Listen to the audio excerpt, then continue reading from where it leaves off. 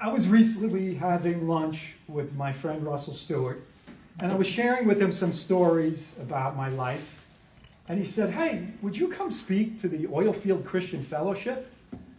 And I said, "Sure, but I'm not in the oil business. What would I say to him?" And he said, "Just tell him what you just told me." So that's what I'm going to do. But before I get into that, you've probably detected already that I didn't grow up in these parts. This accent is from a place in New Jersey, just outside of Manhattan, across the Hudson River. So what we don't share in professions or accents or histories, I hope to make up for in our bond in Christ, because we have a lot in common with that. So back to what I was telling Russell. So I was recently inducted into the Hall of Fame for my high school wrestling team, which is a very accomplished wrestling team. And it wasn't because of my wrestling record. It was for life achievements. And as a part of that process, somebody interviewed me for more than an hour and asked me to recount my entire life from childhood till today. And it got me to thinking about all the ways God directed my paths, particularly in ways that I couldn't foresee and I really didn't want to go. God bless you. So I was raised in a town that was more like a city. It was very urban. It is called North Bergen, New Jersey. Anyone ever hear of it? You have? Okay. So anyone ever see the movie Cinderella Man with Russell Crowe? Right? For those of you who haven't seen it, it's about an impoverished working class boxer, or actually a working class man in the Depression, who became the heavyweight boxing champion of the world. And he lived in North Bergen. They called him the Bulldog of Bergen. And he was a friend of my grandfather. His brother lived in the basement apartment of my grandfather's house. Now, North Bergen, when I grew up, it was an extremely tough place. The guy who ran the local convenience store, who owned it a couple blocks from my house, was shot. Kid on my block, stabbed. They even beat up the ice cream man. A bunch of hoodlums beat up the ice cream man, if you can believe that. And there was also organized crime and all the garbage that came along with that. And I was a pretty dorky kid. And as a result, I got the snot beat out of me on a regular basis working to and from school. And it was brutal. And I remember coming home with blood all over me. And Mom's like, "You fighting again?" I'm like, "Mom, I don't want to fight this kid." She goes, "You use your words, not your fists." I'm like, "I did use my words. He used his fists." So it turned me into a very fearful kid. And it was quite traumatic, to be quite honest. But I didn't realize that God would use that in my life for good. So what happened is, it inspired me to start taking up weightlifting. And I started doing it super intensely at a young age. I think that's why I stunted my growth. The doctor said I was going to be 6 feet tall. I don't know what happened. I think it was heavy squats. But I got really strong really quick. And then they recruited me for the wrestling team. Now let's back up a little bit here. North Bergen was a very Catholic town. Tons of Irish, tons of Italian, and everybody went to church. In fact, the school would let out one day a week, and you'd go over to the church, and there would be like 8 Jewish kids in the auditorium who would stay behind. Everyone went to the Catholic church, and I hated it. And I also, around the age of 13, got to the point in my life where I was like, I don't believe any of this stuff. I don't believe in Jesus. To me, it's as fictional as any of the gods of Greek mythology. I just don't buy any of this. So I became an atheist. Now, my freshman year of high school, we moved out of the city to a country part of New Jersey. We actually moved to a farm. We had 700 dwarf apple trees on our property, and we did some farming on a part-time basis. My dad a woodworker, my mom a nurse, and weekends and nights farming. That town where I grew up in had an amazing wrestling team. Like, nationally renowned. The coach was the first wrestling coach in the entire country to win 500 wins. Really good team. And I got to wrestle with a state champ and work out with him and an All-American, and I got pretty good at it. And that opened up some doors to me that wouldn't have otherwise been open in terms of college. I was a good student, but I wasn't a great student.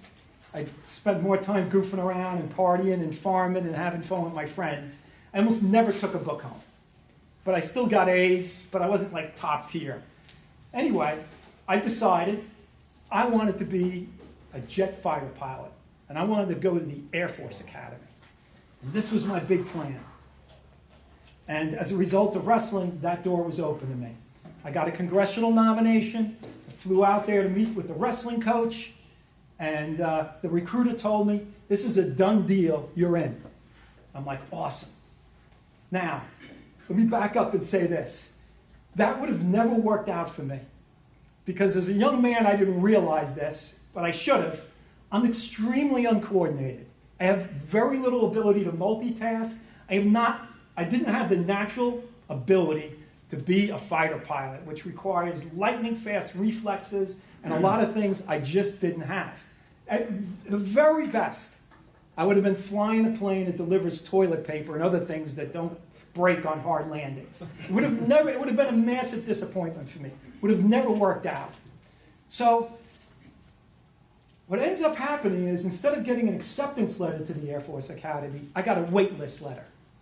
And I'm like, what happened? They told me this was a done deal. During that time, the wrestling coach from Brown University had been calling me. And I'd gone on a recruiting trip there, and I really didn't like it. I ended up in like this basement of the fraternity with like 12 guys sitting around a cake. I'm like, this is not fun. This is not my idea of college. And besides, I had aspirations. I wanted to be a pilot. So I told him no originally, but after I got that letter from the Air Force Academy, he called again and he said, hey man, he goes, would you consider? And I said, actually, I'm in a different situation now. I would. He goes, well look, he goes, I'm going to have to pull some strings to make this happen. If you tell me you're coming, I'll do that, but you got to give me your word you're coming. So thought about it, gave him my word. Wouldn't you know, a couple weeks later, I get an acceptance letter from the Air Force Academy. So, decided ultimately to keep my word to this guy and went up to Brown. Absolutely hated it. First of all, Brown, back then and today, is extremely liberal. I mean, like, the cutting edge of liberalism. And I was always conservative. So that turned me off. Secondly, couldn't stand the wrestling coach. Him and I were butting heads constantly. Ultimately, quit the wrestling team. Like, can't wrestle for you, sorry, dude.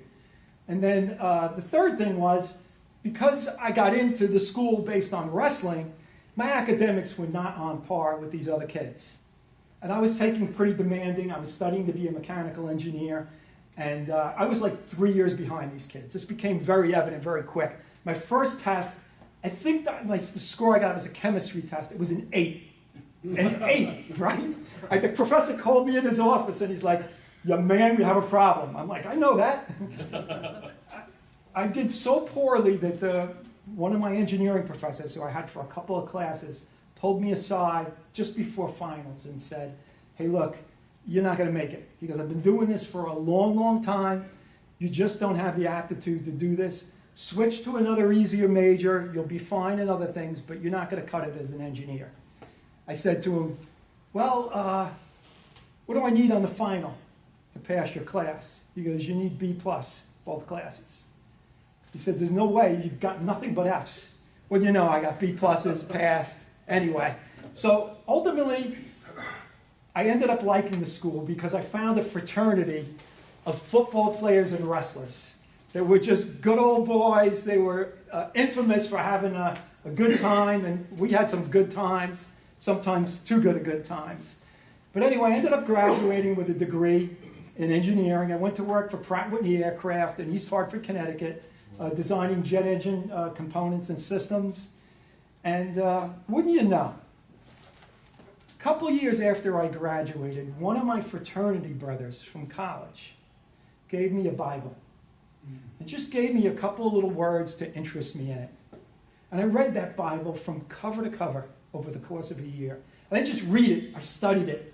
And I tested it versus evidence I learned from sciences while studying, looking up different historical references.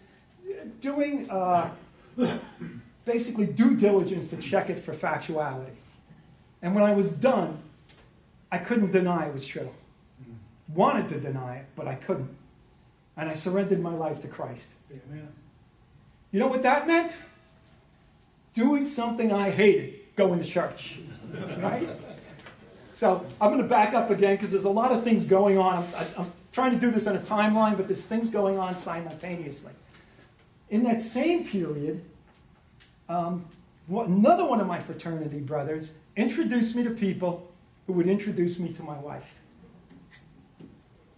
So, get this. I would have never met my wife. My kids would not exist if I hadn't gone to Brown. Would have never gone to Brown if I hadn't gotten that letter from the Air Force Academy saying you're waitlisted. Would have never gotten into either of those places if I hadn't wrestled. Would have never wrestled if I hadn't started working out really hard with weights. And I would have never done that if those kids weren't beating on me.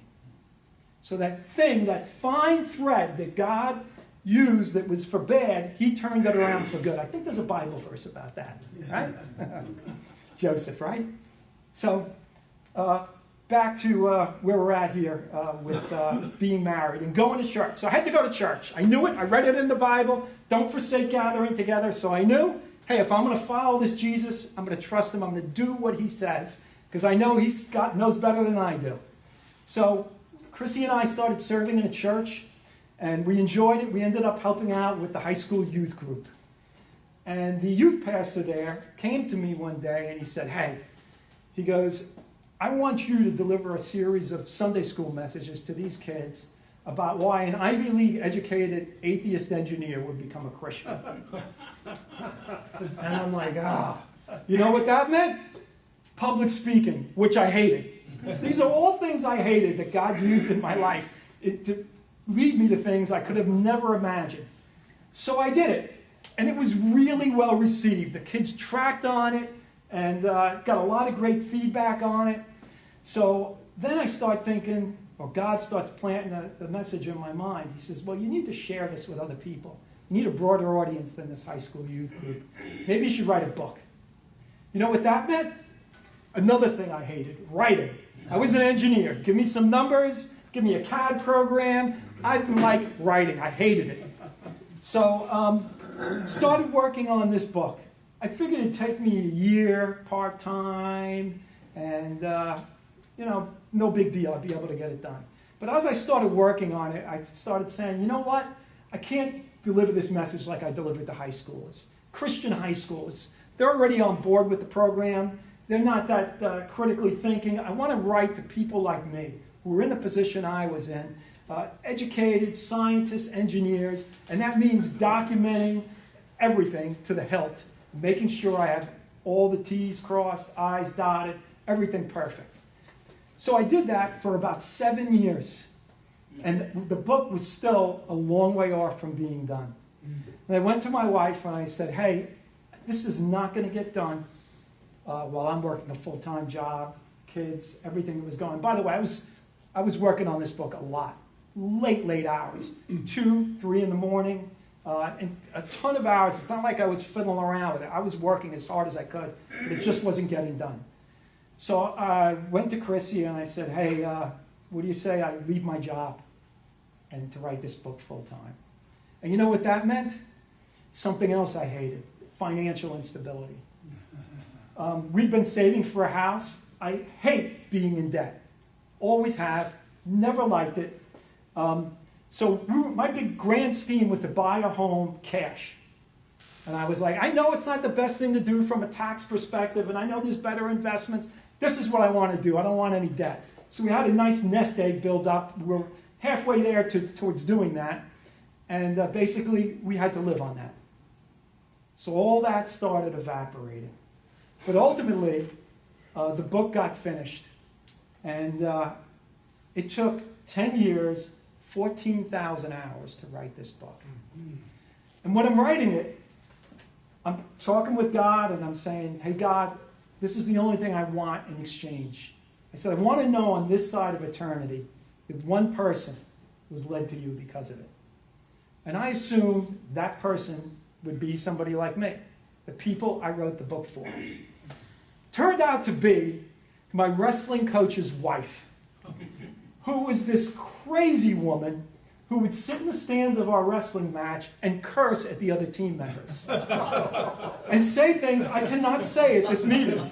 Very insulting things. I mean, not just like very, very deprecatory things of these other kids, right? And by the way, the coach was nothing like that. He was a very stoic, Tom Landry kind of coach, all business, former Navy guy. So everyone's like, who is that woman? They're like, that's Coach's wife. We're like, whoa. So through a freak series of events, she ends up with a copy of this book. And I end up on a phone call with her. And she tells me, Jim, and by the way, this woman is in her 80s, right? This is not who I was thinking about. But this is who God had in mind, his plans. And she says to me, my whole life people have been telling me about God and Jesus. And I never believed them because I always asked them questions they could never answer. Because I read your book, it answered every question I ever had. I broke down crying. I believe God used you to reach me. His ways are better than ours. He led me to do things I hated to reach this woman. And who knows who else. There's been others since then. But this is the first woman, the last person I had in mind. Now let's rewind a little here too, because there's some things going on simultaneously again. A little before I started writing the book, or I was actually, a little before I was asked to speak at that Sunday school, my brother came into my house with a computer. Didn't have a computer. This was in the mid-90s. And he says, we have a website. And I'm like, what do you mean? He goes, well, as you know, I love to talk about politics. And every time I talk with people, they always give me their opinions. And you're the only guy who gives me facts. So I bought a domain name, justfacts.com. You're going to give me facts, and I'm going to post them up there. You know what that meant? More writing, right? Again, things I hated doing. So we started doing that, and quite frankly, I didn't put a lot of effort into it because shortly thereafter I started writing the book, and this kind of took a back seat to that. It was not something I spent a ton of time on, but it just started growing in readership. And one day, we got a link from the government of Taiwan to our website, and it was a page of US-based think tanks. And amidst giant, prestigious think tanks like the Heritage Foundation and the Hoover Institute, there was Just Facts. And that planted the idea, hey, maybe I should start a think tank. These people think I have one. I don't even have one. Maybe I should do that. Now, the think tank world is an interesting place. It's mostly a nonprofit world. There's a few exceptions, but most of these organizations are all nonprofits. And if I were to go in this world, you know what else that would mean? Doing something else I hated, which is being dependent upon the generosity of others. As a kid, I always felt like I had to sustain myself. I was the kind of kid, my dad would give me $20, here, go to a movie or something. I'd be like, no thanks, Dad. I got this. I'll work for it. I worked so many jobs in college. I worked as a janitor. I built lofts. I ran an Amway distributorship. I worked summers, hard manual labor, winters, spring break sometimes. I didn't feel right taking from anyone. I loved giving. Felt great about that. But I had an ego problem, which is I didn't want to say I need help. And but I knew this was an important mission. I knew it was something that mattered because public policies are important. Due to the sheer size and scope of government, it impacts almost everything we do. And a lot of these things are life and death matters. Healthcare, crime, abortion, and yes, energy. I do a lot of work in energy, and that's life or death for people, particularly in countries outside of the U.S., where reliable, affordable energy means the difference between whether your kid dies, or your parent dies, or you die. It's important stuff. So I realized if I were to take this next mission I felt God was calling me to, I was going to have to deal with being a nonprofit. And this journey has taken me places I could not have imagined. A little bit about my bio they already talked about, but virtually I would almost say every major media outlet, but most major media outlets have cited our work. Peer-reviewed journals, scholars, scientists. I've had dozens of PhD scientists compliment our work. I'm not a PhD. I have a Bachelor's of Science in Engineering. Sometimes they come to me and they call me Dr. Agresti. I'm like, whoa, I'm not a doctor. And they're like, wow. He goes, your work's better than most of the PhDs I know. So it's been ridiculous. High school, there's a chapter in a high school biology textbook. It's an article I wrote. I didn't even write it for that. They just called me and said, "Will we put this in the textbook?" I'm like, yeah. Statewide standardized tests. Elon Musk. You name it. It's been cited all over the place. It's also got me into trouble with some of the powers that be. I've been attacked in the pages of the New York Times. Shouldn't say I, but my research. NPR, BBC, you name it. When President Trump was indicted by Jack Smith, or the grand jury indicted him when Jack Smith prosecuted him, one of the charges against him was citing data from one of the studies I conducted. So the battle for truth, it's important. It matters for people. And these are the things I never thought I wanted to do, but God directed me to, because he saw a path for me that I couldn't see for myself, that I didn't even want to go down. Now, let's talk about coming to Texas, because that's another great example of God taking me somewhere I didn't want to go, and had no idea I'd ever go.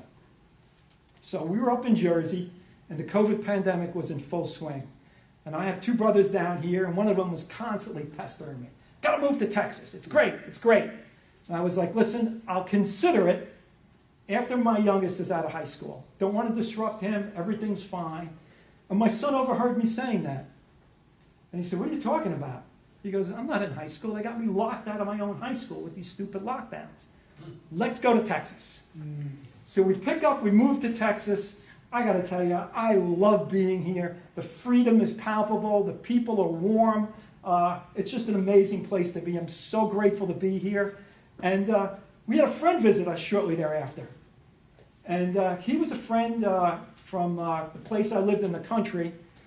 And we were all a bunch of derelicts back then, but this guy was the king of the derelicts. This guy was always getting in trouble, selling drugs, you name it. And he got his girlfriend pregnant. I mean, it was just, the classic. In fact, at his wedding, I shouldn't say this while it's being recorded, but I'm going to. Sorry, Larry. I literally was sitting in a group with our friends, and I said to Larry's wedding, may there be many of them, because I knew this wasn't going to last. I'm like, there's no way this is going to stick. So, wouldn't you know, though, God got a hold of that guy.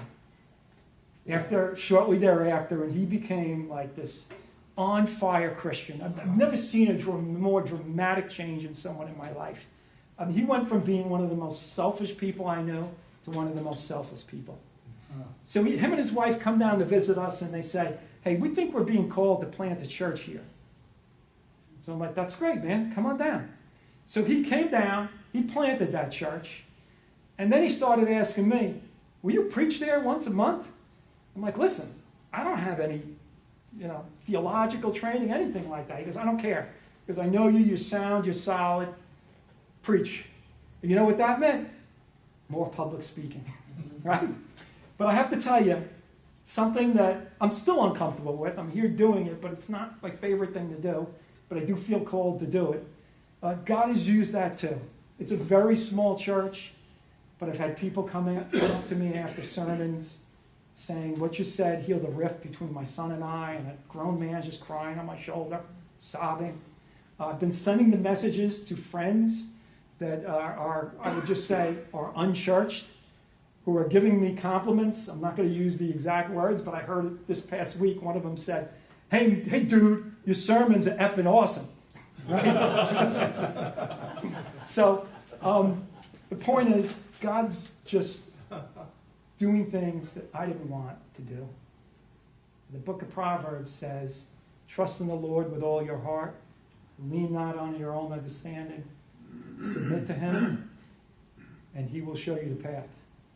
And that's what he's done in my life, and that's my encouragement to everyone, to do things that you might not be uncomfortable with, that you might even hate, but to trust in God and follow what He's got for you, because His plans are better for us than our plans for ourselves. Thank you.